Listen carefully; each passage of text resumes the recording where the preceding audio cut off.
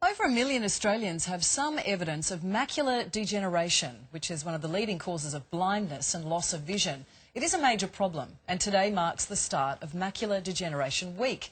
So to tell us more, clinical nutritionist Warren Maginn joins us now. Good morning to you. Good morning. First up, what is macular degeneration? Well, basically, the macula is the central portion of the retina at the back of our eye that allows us to have vision, but particularly our central vision. That is what we're focusing on, what we're looking at, and therefore any degeneration to the tissue at the back of the eye is met with a deterioration in vision, which has massive consequences for quality of life, because it's what you want to and need to look at every day. And what causes it? From all the literature at the moment, we can see that there is an issue of oxidation and inflammation, or both, going on in the body that also affects the cardiovascular system, but particularly the delicate tissues of the eye. So is there a particular demographic that's more prone to suffering from it? Right. Well, unfortunately, everyone in the Western world seems to... This problem is increasing. They're expecting it to double in the next 20 years. So the Western diet is an issue, but if you're over 50 years of age, it is an age-related issue because degeneration is going on.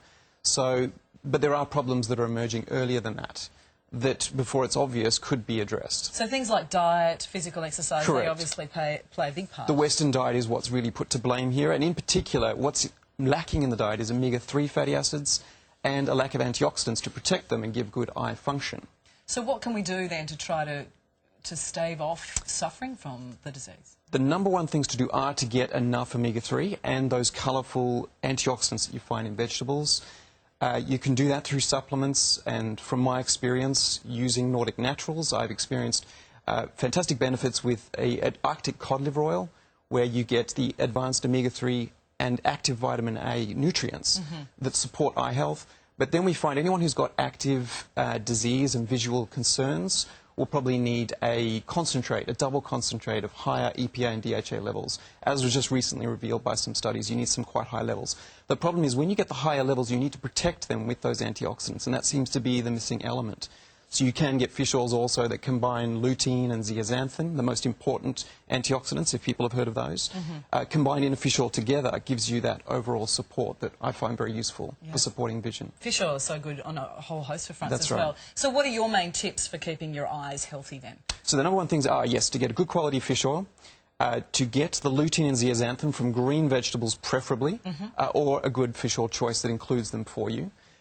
Then as an adjunct to that, you want to avoid the sources of oxidation and inflammation, which are omega-6 fatty acids and high blood sugar levels. So a bit of exercise wouldn't go astray as well. Get the circulation to the back of the eye, and we see vision improve when doing those basic things. And finally, we want to put you to the test as well, a bit of an eye test for you. Take a look at these two pictures. Can you tell the difference here between the two? Warren on the left and Brad Pitt on the right. I think, you know, an eye doctor who's easy on the eye is a nice thing indeed. Thank you very much. Getting into the spirit of it. There you go, Cam. Living up to that one.